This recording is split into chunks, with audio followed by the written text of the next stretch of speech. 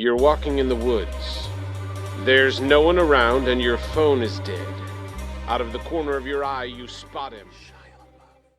Hello, my name is Graham, and I run RPG Nook, and today I want to talk to you about Sins of My Youth, which can be found in Stygian's Fox, Fears Sharp Little Needles, and is a modern day scenario for Call of Cthulhu. Sins of My Youth follows the premise of a time traveller.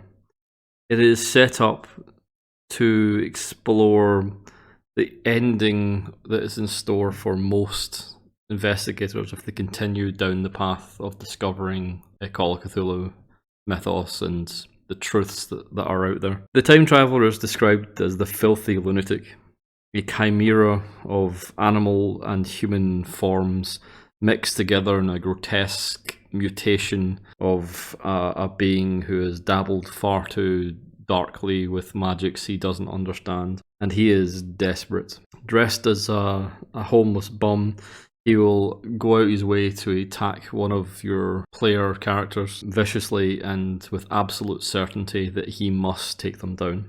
This will continue until one of them is dead.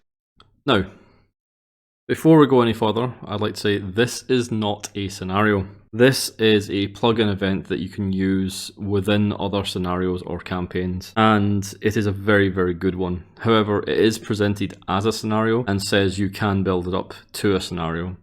That is true, but the work involved to push this into its own thing is very expansive. You have to do a lot of work if you want to use this outside the premise of an event within another story. It is a side plot. It is a tool for a GM to learn and have in their back pocket to pull out whenever they need it.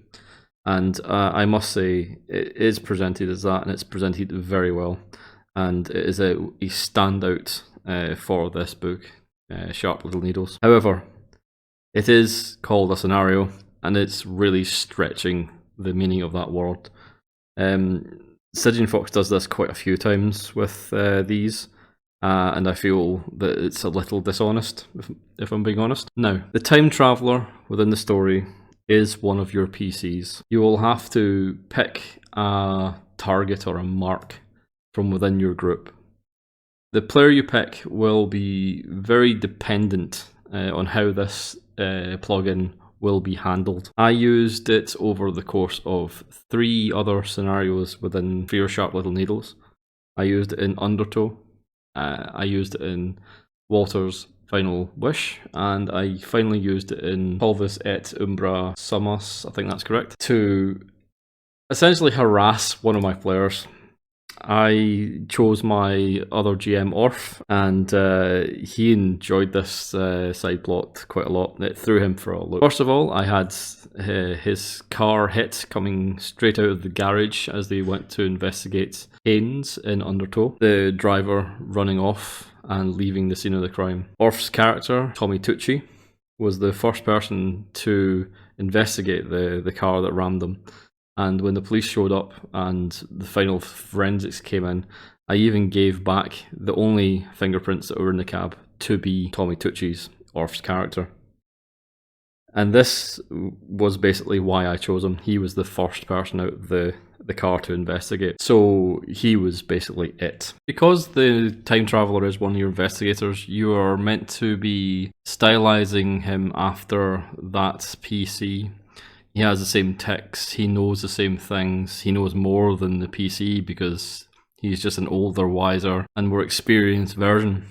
If he's a demos expert, then so is the time traveller. If he is a knife-wielding assassin, then so is the time traveller. This is one of the benefits that you can really mess with the actual PC with, and the group as well. You can have him turn up and give them information about the PC that wasn't divulged before, a piece of his backstory perhaps, or make them wonder about that PC. I will say that you'll have to know your group quite well if you wish to go down that route though, as it could lead to some PvP action, and some players are dead set against that. My groups seem to be okay with it when it comes up and handle it reasonably maturely and well, but there has been some occasions when some players have thrown their toys out the pram because they were on the losing end of that sort of exchange. So be warned that when you're trying to manipulate the group or turn them against one of the PCs, that you know your audience before you start meddling. The first attack should be quite low key. It shouldn't take too long, and it should just be a seemingly random event. These should scale up, and the plugin gives you 3 attacks which escalate into a straight up attempt at murder with that PC that's been chosen. I would say you could have as many as you wish and keep them as subtle or as crazy as you want, no matter where they are. The time travel will just vanish anyway, and they'll be gone as mysteriously as they came, and it is a very useful tool to be able to pick up and drop whenever there's a lull in the conversation or that PC wanders off and gets himself into trouble. Using it for wayward PCs, players who tend to split from the party a lot or wander off down a red herring lane, shall we say. This is a perfect thing for them because it can always be pulled out to reel them back in to some sort of storyline, or completely shut down their angle of investigation. For example, I recently had a player just leave a crime scene and wander the city, and this is the sort of thing you can use for that. You can introduce the consequences of perhaps turning away from an investigation as well as pursuing one. The second attack should be far more visceral than the first. It should be accompanied by exposition about what is happening and some clues to what this attacker should be. It can be a home invasion, it could be a car again being rammed, or an assault in a place like a hospital or something like that.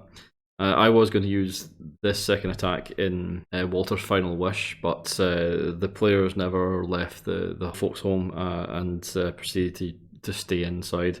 So it was moved to the third scenario that I had planned. Initially, though, I was going to have a confrontation outside with Tommy Tucci and the assailant, where he would be frantic and trying to beat him down. But that's another scenario and another story. Here we can introduce a lot of plot points from other scenarios that we wish to play. There can be a lot of foreshadowing in what the time traveler has to say to the group, whether it is a lead you wish to hand them that they have missed, some exposition which further explains part of a plot in a larger campaign. This is where this plugin event really shines. You can use it to your own machinations to plot out and expand on other storylines that might be struggling to take hold in your players' minds, and you can use it as a warning against certain actions as well. It can be used for wayward investigators which are going way off track or down the path of a red herring, and you wish to subtly warn them, or well, not so subtly warn them, that it could be a dangerous path indeed. And this time traveler could be a solution to all your problems, to put everything back on its happy little track. If you don't start subtle and build these attacks up, I mean, you can have as many as you want. This scenario, this could fall flat, so be careful that you weave enough in there to keep the players interested, but not too much that they would sideline their main goals to follow this one. Just have the time traveler turn up whenever you feel it's necessary or prudent. Even if it is one of the other PCs turning around and seeing the time traveler, him giving them a wink and a handout, just handing them a piece of paper and then vanishing, and then the other player would turn around again and see the exact same person on the other side of him. That sort of thing can be used to a very subtle and interesting effect to the players. It'll really give them a bit of a sort of what the fuck just happened moment, and offer almost like a Deus Ex Machina type of effect if you really do need it, but one which works well with the mythos and can be tied up and removed cleanly, doesn't matter too much. I also didn't use the description given by the plugin for the attacker at all. I had him look exactly like the PC I was after, Tommy Tucci, however, just an older version. Why this is because I felt it was a little bit cheesy to have him to be monstrous and horrific, a little bit cartoonish perhaps, and having him be just the same as him but older, much more in keeping with the time travel events. And I actually think it's a lot more creepy as well than some sort of over-the-top monster, which is a little silly in some adventures. So I finally had a final encounter in the last scenario I used it in, Pulvis et Umbra Summus, where I had the time traveler spy and be spotted by my particular mark. Tommy Tucci would go over and chase him through the woods, leading into a fight, and eventually overcoming him and killing himself in the woods alone. This was a surreal and great scene. It was played very well. It was played to a creepy, almost maddening state for the player.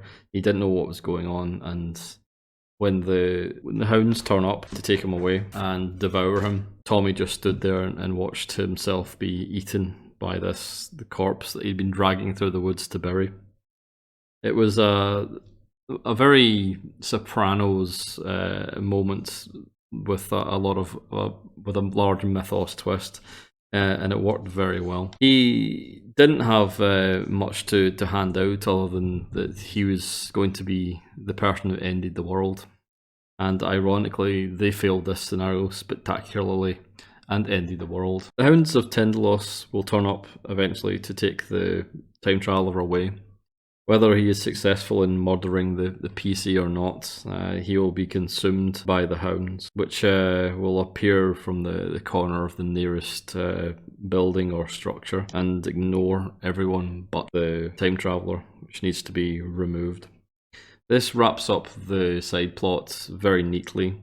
It doesn't give a lot of answers other than they can perhaps research what this beast is and what they are. They are a very good vehicle to end the story and give it the sort of mystery that can be followed to a certain degree to give some answers, and essentially remove the time traveler and side quest from your main plot again, and putting them back into the main thrust of the story or campaign that you are actually meant to be running. It is a clean and very satisfying little adventure to send one of your players down, or just to fuck with them, if that's what you want to do. If something is a little bit tired, or perhaps the players have played this scenario before, you can introduce this plugin to really ramp things up and make them think we're not playing the same adventure as I thought it was. It can really shake things up, and I thoroughly recommend it. It's only 3-4 pages long to read, and even if you're just using the gist of the idea, it is very, very useful, and I will probably be using it again in some degrees. I thoroughly enjoyed running this small side quest, as it were, within the other scenarios, and it can pad out duds like Undertow if you need something to pad that out. I used this to just expand it. I think I got another 40 minutes out of that scenario because I used this within it. And so with that, I hope you enjoyed this, and I'll see you again some other time. Cheers.